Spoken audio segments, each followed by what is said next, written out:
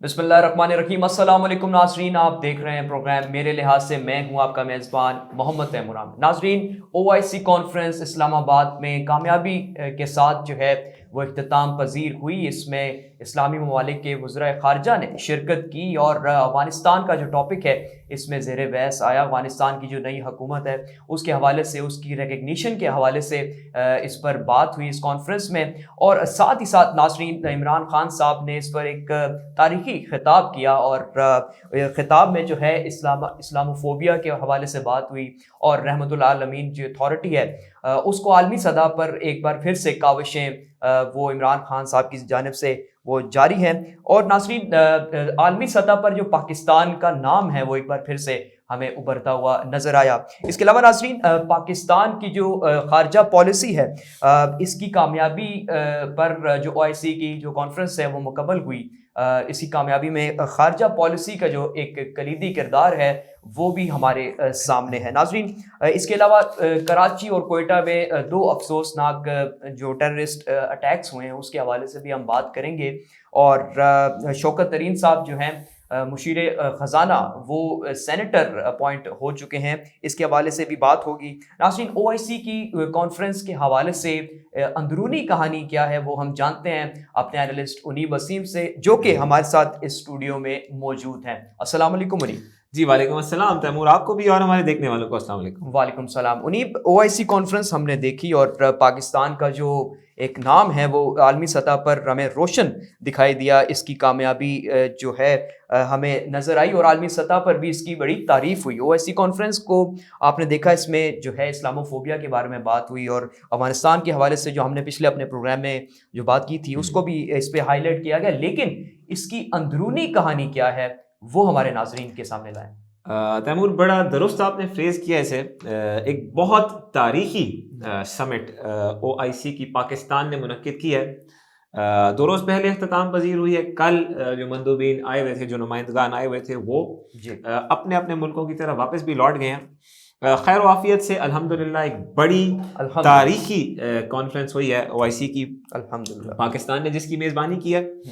तो क्रेडिट तो रियासत पाकिस्तान को, इदारों को, हुकूमत पाकिस्तान को, एक एक फरीक जो किसी ना किसी कैपेसिटी में इस समिट को, इस कॉन्फ्रेंस को मुनक्किद कराने में कहीं ना कहीं रोल प्ले करता रहा। सब के सब को स्टैंडिंग ओवेशन और ख़ासुल ख़ास ज़िला इंतज़ामिया इस्लामाबाद की, जिसने बहुत एक जामे प्लान के तहत इस कॉन्फ्रेंस को मुनक्किद करवाया। हम इस्लामाबाद में देख रहे थे कि पीसफुली सब कुछ चलता रहा है। सिर्फ बहुत छोटा सा इलाका वहाँ बंद था, लेकिन उसके अलावा बहुत बेहतरीन निज़ाम के तहत इस पूरे शहर को मैनेज किया गया। तारीखी इजलास अब से 2 रोज़ पहले इख्तिताम पजीर हुआ OIC का council of foreign ministers conference. जैसा कि मैंने कहा, एक तारीखी इजलास था।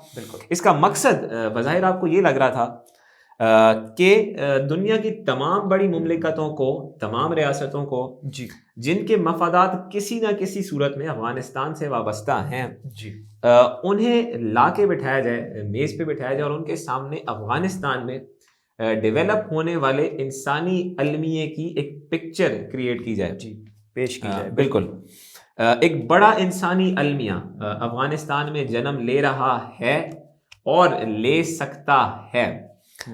उसको निगेट करने के लिए पाकिस्तान ने कोशिश अंजाम दी जिसे पूरी दुनिया सराह रही है। बिल्कुल ऐसा आता हूँ उस पर कि वर्ल्ड प्रेस क्या लिख रहा है। लेकिन एक बहुत तारीखी इजलास जो कि अख्तिताम पजीर हुआ। वज़ीर आज़म साहब की आपने बात की जी। वज़ीर आज़म साहब ने बड़ा दबंग खिताब किया है। अच्छी तमाम बातें बड़ी मुनासिब वज़ीर आज़म साहब की जो कि उन्होंने कल की, परसों की। सारी दुनिया सुन रही थी, पूरी दुनिया के टीवी पे स्ट्रीम हो रहा था पाकिस्तान में होने वाला इजलास।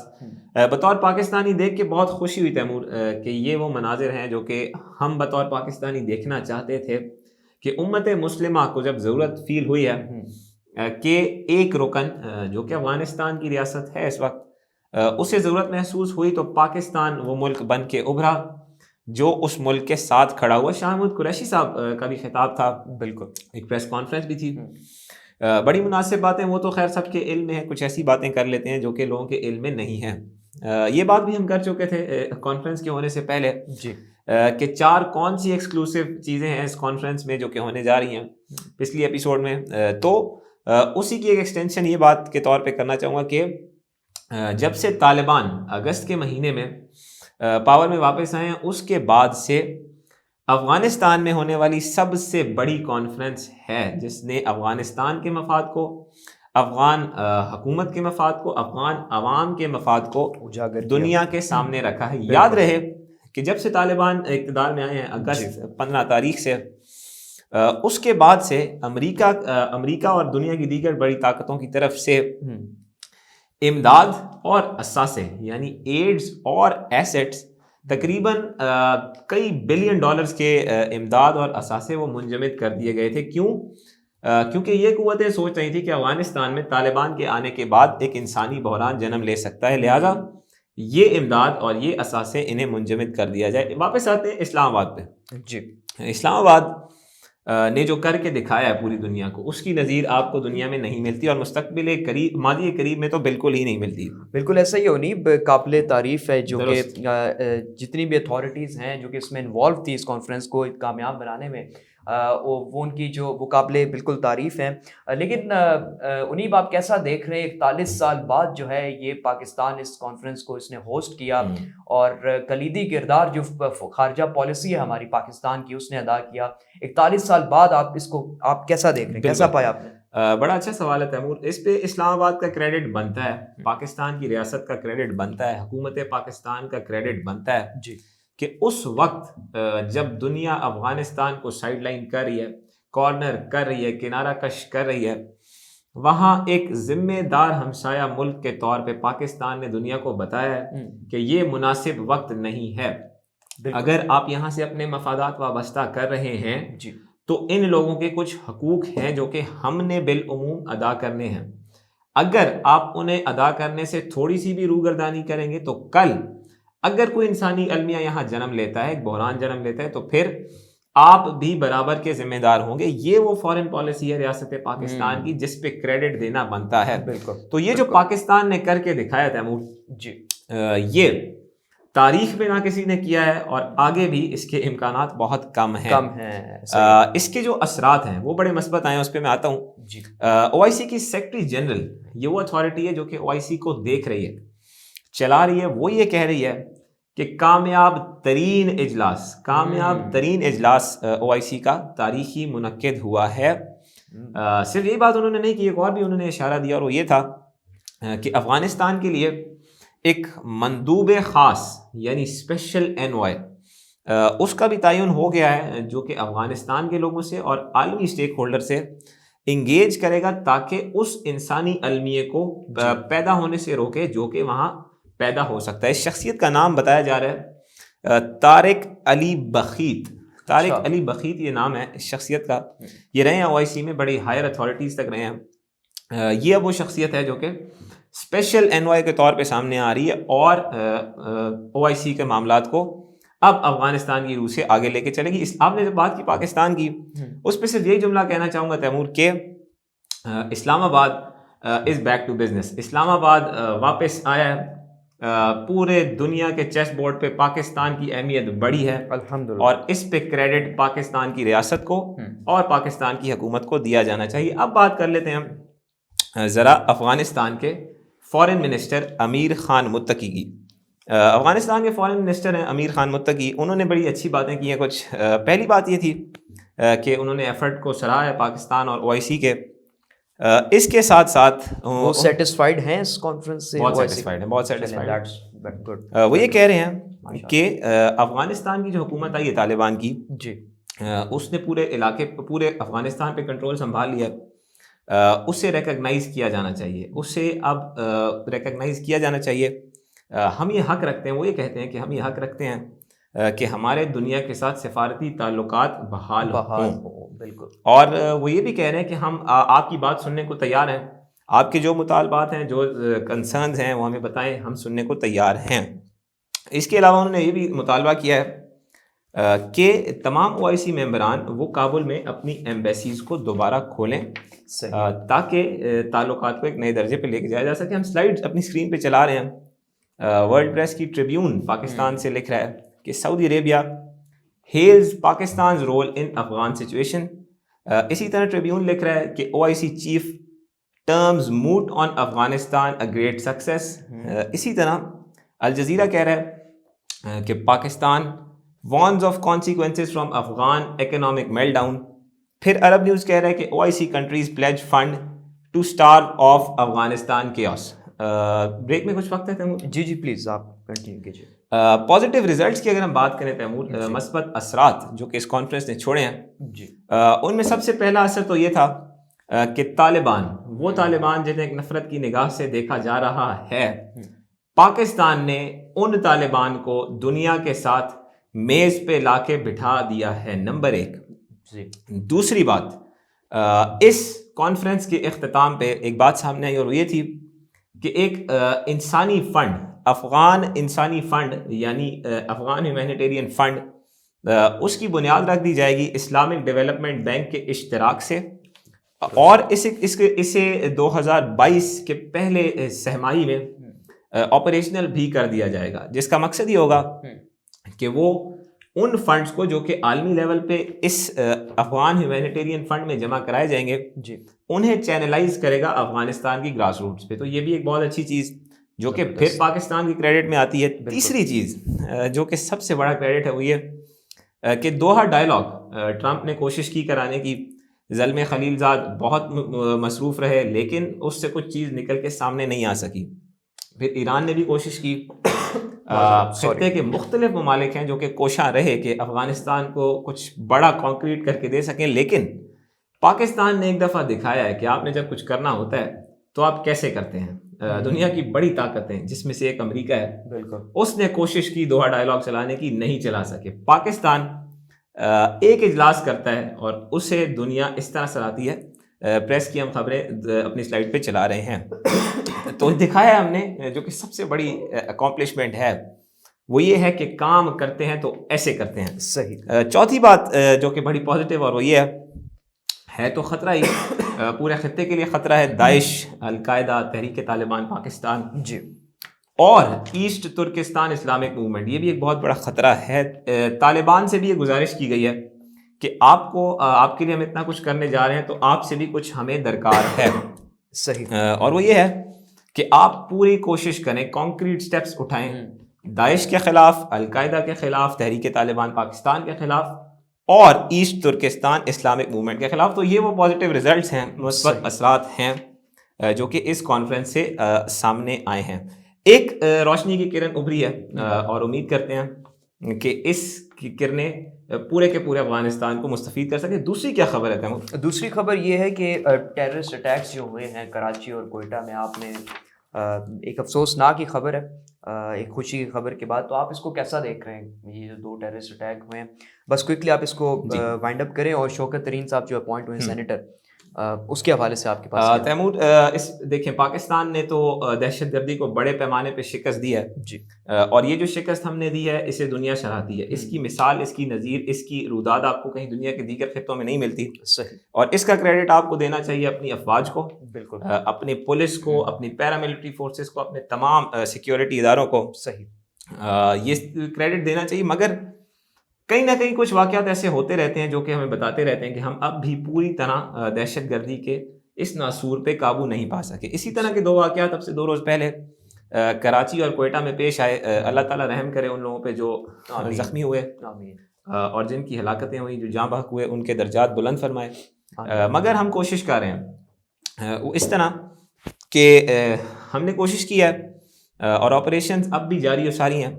اب سے کوئی چند گھنٹے پہلے کی خبر ہے کہ انٹیلیجنس بیسڈ آپریشنز اور کلیئرنس آپریشنز کے نتیجے میں نارتھ وزیرستان یعنی شمالی وزیرستان اور باجوڑ، ان 2 علاقوں میں افغانستان کے قریبی علاقے ہیں، ادھر پاکستان نے انٹیلیجنس آپریشن انجام دیے اور 3 دہشت گرد ہلاک کیے ہیں. صحیح.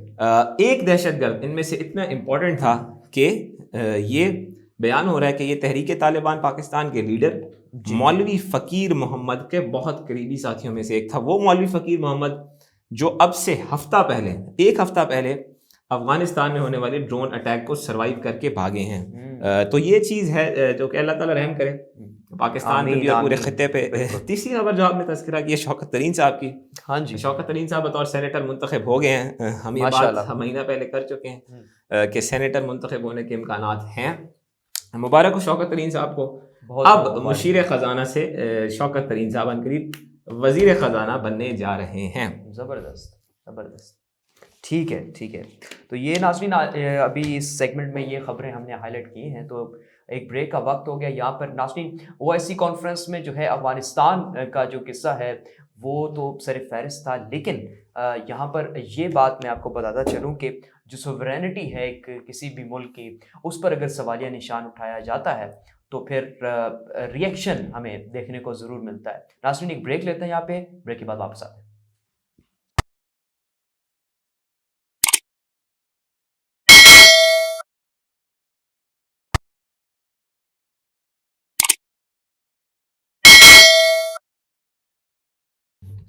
ویلکم بیک ناظرین، ایک بار پھر سے آپ کو پروگرام میرے لحاظ سے میں خوش آمدید. میرے ساتھ انیب وسیم موجود ہے. ناظرین کرونا وائرس سے متعلق جو ہے گڈ نیوز اور بیڈ نیوز بھی ہے.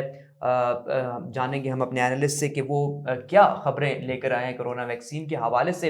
اس کے علاوہ ناظرین بات کرتے ہیں، ترکی سے خبر شامل کرتے ہیں، دہشت گردی کے امکانات کو کم کرنے کے لیے ترکی کی جو انتظامیہ ہے وہ اس وقت سرگرم ہے، اور جو اس میں مبینہ طور پر جو لوگ اس میں ملوث ہیں ان کو انہوں نے اریسٹ کر لیا. اس سے متعلق مزید کیا خبریں جانتے ہیں اپنے اینالسٹ انیب وسیم کی جانب.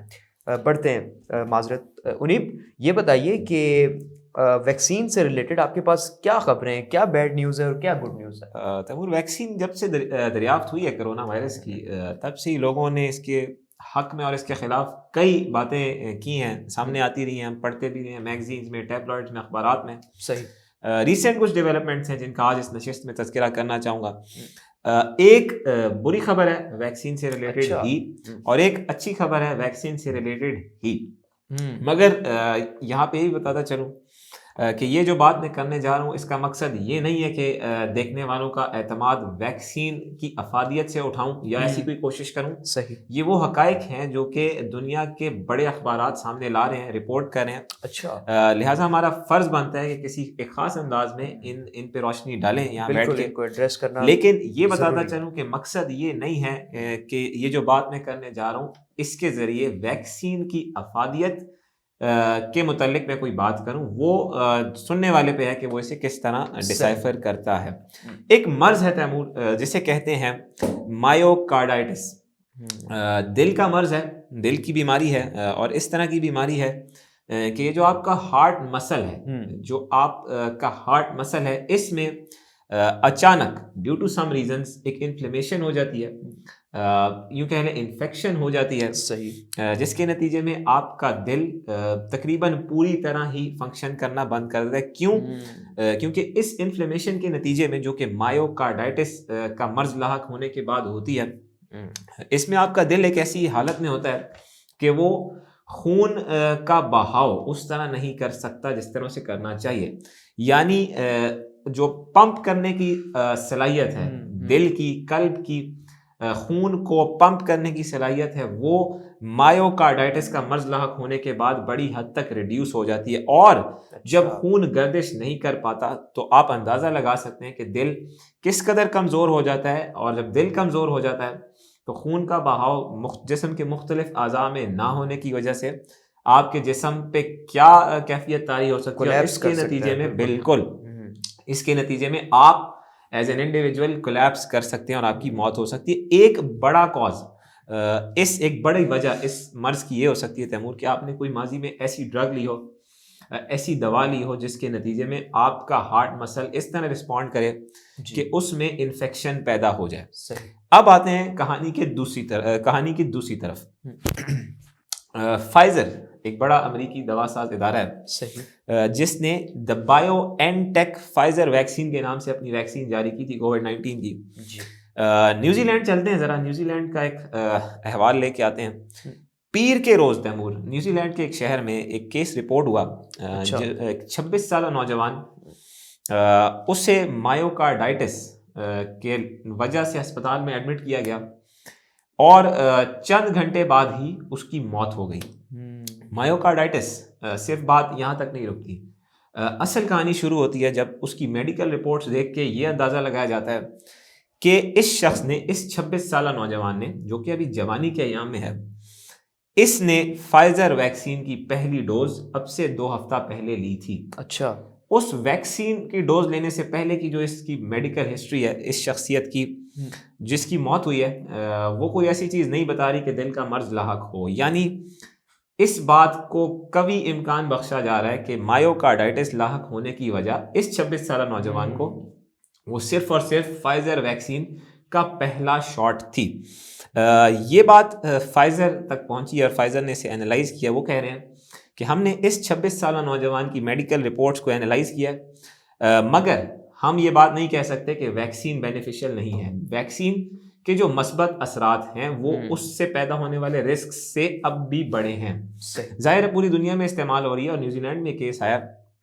یاد کراتا چلوں کہ اسی سال اگست میں نیوزی لینڈ میں ہی اسی طرح کا ایک کیس، جو ایک 13 یا 14 سالہ کوئی لڑکی تھی، اس میں بھی ایک اسی طرح کا سملر کیس آیا تھا، اور اسے بھی مایوکارڈائٹس کا ہی مرض لاحق تھا، اور فائزر ویکسین کے استعمال کے بعد ہی لاحق ہوا تھا۔ یہ خبر دے رہا ہے رائٹرز، CNBC اور نیوزی لینڈ سے RNZ۔ ہم سلائیڈ اپنی اسکرین پہ چلا رہے ہیں جی۔ تو اس نے فائزر ویکسین جو کہ بڑی مثبت ویکسین بن کے سامنے آئی تھی، اس کی افادیت پہ سوال اٹھا دیے ہیں، نمبر 1۔ دوسری ایک اچھی خبر بھی ہے تیمور، اور وہ آ رہی ہے ماڈرنا کی طرف سے۔ ماڈرنا بھی ایک امریکی دوا ساز ادارہ ہے جس نے اپنی ویکسین لانچ کی تھی۔ اومیکرون ویریئنٹ آپ کو پتہ ہے اس نے بڑی کنسرن دنیا میں ایکوائر کی ہوئی ہے، کافی پریشانی ہے دنیا کے مختلف خطوں میں اومیکرون ویریئنٹ کے حوالے سے، مگر کوئی ایسی ویکسین جو کہ خاص اومیکرون اسپیسیفک ہو، اومیکرون کو ٹارگٹ کرتی ہو، وہ اب تک دریافت نہیں ہوئی، ایجاد نہیں ہوئی۔ مگر ماڈرنا کہہ رہا ہے کہ اگر کسی شخص نے ہماری 2 ڈوزز لگوائی ہیں اور اس کے بعد وہ بوسٹر ڈوز لگواتا ہے تو اس کے اندر اینٹی باڈیز اتنی بن جاتی ہیں کہ وہ اومیکرون کو بھی ایکوائر کرنے سے بچ سکتا ہے۔ ماڈرنا کہہ رہا ہے کہ 2 ڈوز کا کورس تو بہت اچھا ہے، اگر آپ نے کیا ہے تو مناسب مقدار میں آپ کے جسم میں قوت مدافعت بن چکی ہوگی، اینٹی باڈیز بن چکی ہوں گی۔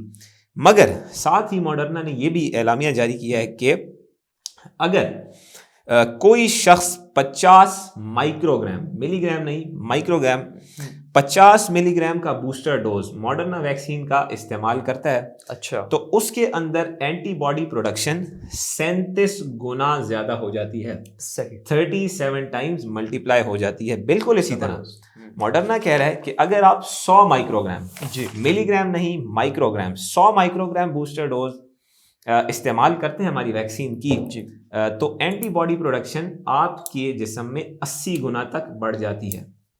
بہت اچھی بات۔ مگر یہاں پہ پھر سے ایک بری خبر لے کے آتے ہیں کہ جس طرح فائزر ویکسین پہ اعتراض اٹھا ہے نیوزی لینڈ میں کہ اس نے مایوکارڈائٹس جیسا مرض ایک 26 سالہ نوجوان کو، جو کہ اس عمر میں ہے کہ اس سے امراض قلب کی توقع نہیں رکھی جا سکتی، اس سے ایک دل کا مرض لاحق کیا ہے، تو ماڈرنا تو کہیں ایسی نہیں ہے۔ ماڈرنا کے متعلق بھی اس طرح کی شکایات موصول ہوتی رہی ہیں۔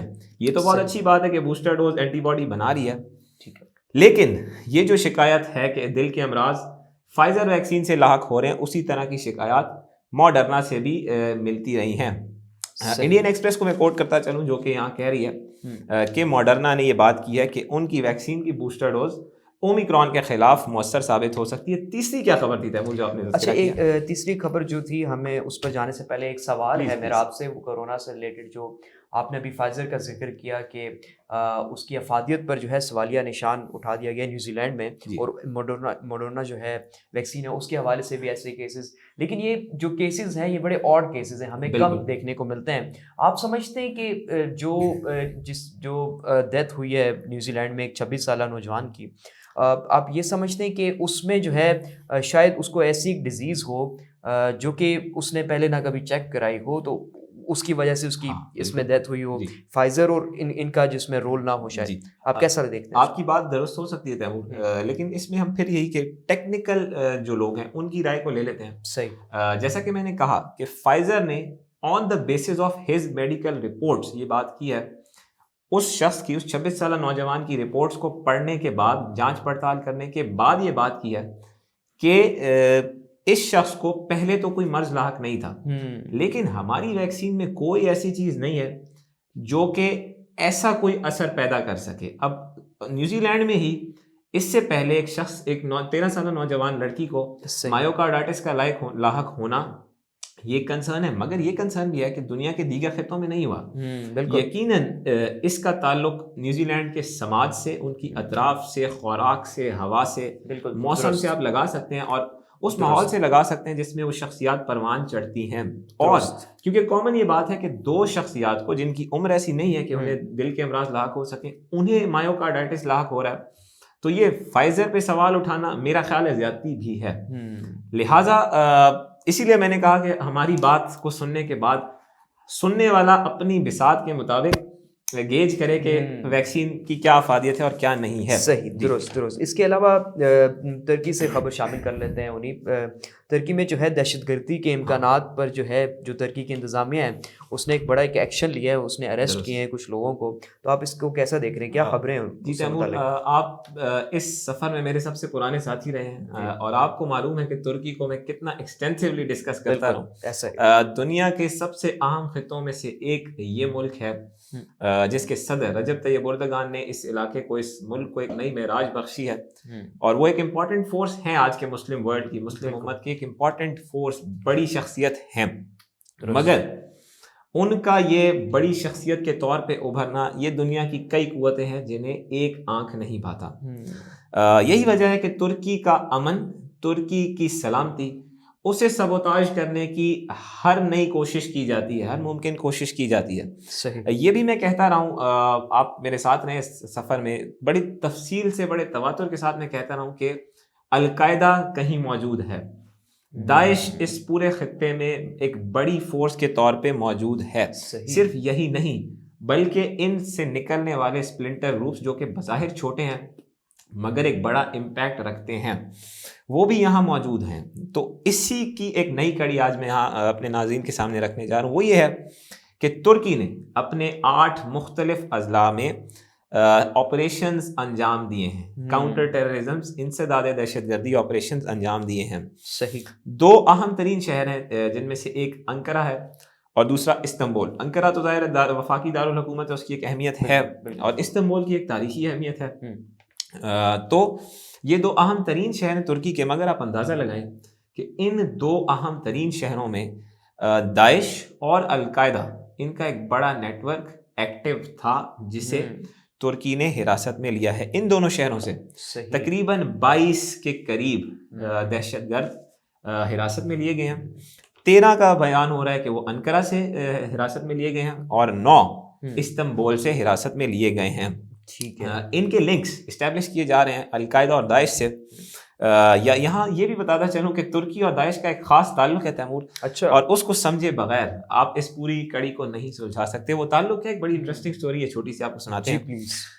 ترکی نے انسداد دہشت گردی آپریشنز لانچ کیے ہیں داعش کے خلاف, خاص و خاص داعش کے خلاف. اس کی وجہ یہ ہے تیمور کہ ابو بکر البغدادی جو کہ ایک ہارڈ کور ٹیررسٹ مانا جاتا ہے تھا, کیونکہ اب وہ زندہ نہیں ہے. ایک ہارڈ کور ٹیررسٹ تھا ابو بکر البغدادی, جو کہ داعش کا سربراہ بن کے ابھرا 2014 کے جون میں. 2021 مئی میں ترکی نے ایک داعش کا ٹیررسٹ, ایک دہشت گرد حراست میں لیا تھا. اسے بیان کیا جا رہا تھا کہ یہ وہ شخص ہے جو کہ ابو بکر البغدادی کے لیے رائٹ ہینڈ کا کام انجام دیتا تھا, یعنی اس ہارڈ کور ٹیررسٹ کا دایاں بازو تھا. اتنی امپورٹنٹ شخصیت کو ترکی نے حراست میں لیا تھا اپنی سرزمین سے. ابو بکر البغدادی جو کہ داعش کا سربراہ تھا, 2014 میں سامنے آیا. اسے شام میں 2019 میں ہونے والے ایک امریکی آپریشن میں مارا گیا مبینہ طور پہ. صحیح. رپورٹس یہ کہتی ہیں تیمور, انٹرسٹنگ سٹوری سنیں, رپورٹس یہ کہتی ہیں کہ ابو بکر البغدادی کی انٹیلیجنس جس ملک نے دی, اس ملک کا نام ہے ترکی. یعنی ترکی کی انٹیلیجنس تھی جس نے ایک کلیدی کردار ادا کیا امریکہ کو بتانے میں کہ ابو بکر البغدادی شام کے فلانی جگہ میں چھپا ہوا ہے. اچھا. اور ترکی نے انٹیلیجنس کیسے دی؟ اس ڈیٹینی کے ذریعے، اس شخصیت کے ذریعے جو کہ بطور رائٹ ہینڈ ابو بکر البغدادی کے لیے کام کرتا رہا تھا، اور ترکی اسے اریسٹ کرنے جا رہا تھا. تو ظاہر ہے اس کے قریبی ساتھی کو حراست میں لے کے، اس سے انفارمیشن لے کے ٹرکش انٹیلیجنس نے ابو بکر البغدادی کے ویئر اباؤٹس کا پتہ دیا. لہٰذا داعش ترکی کے خلاف ایک خاص لائن رکھتا ہے کہ یہ امریکہ بہادر کو ہماری انٹیلیجنس دے کے ہمارے سربراہ کو مروا چکا ہے. تو یہ انٹرسٹنگ ایک سٹوری ہے جو کہ داعش اور ترکی کے مابین ہے. ڈیلی صبا اسے رپورٹ کر رہا ہے کہ 22 دہشت گرد ترکی نے انقرہ اور استنبول سے حراست میں لیے ہیں. جی تیمور. بالکل، آپ نے بڑی انٹرسٹنگ انیب آپ نے ایک سٹوری سنائی اور اس خبر کو آپ نے کوزے میں بند کرنے کی بھی کوشش کی. ناظرین آپ لوگ جو ہے اس سے مستفید ہوئے ہوں گے، بے شک ایسا ہی ہے. اور ویکسین سے ریلیٹڈ جو خبریں تھیں وہ ہم آپ کی جانب ہم لے کر آئے ہیں. مزید اس سے ریلیٹڈ جتنی بھی ڈیولپمنٹس ہوتی ہیں کرونا ویکسین سے جو ہے کوئی اچھی خبر یا بری خبر ہمارے اینالسٹ لے کر آتے ہیں، وہ ہم آپ سے ڈسکس کرتے ہیں. ناظرین یہ تھا آج کا ایپیسوڈ پروگرام میرے لحاظ سے کا. مجھے محمد تیمور عامر اور میرے ساتھ انیب وسیم کو دیجیے اجازت. اپنا بہت سارا خیال رکھیں. دیکھتے رہیے ABC نیوز پاکستان، کیونکہ ABC نیوز پاکستان ہے سچ کی آواز. اللہ حافظ ناصر.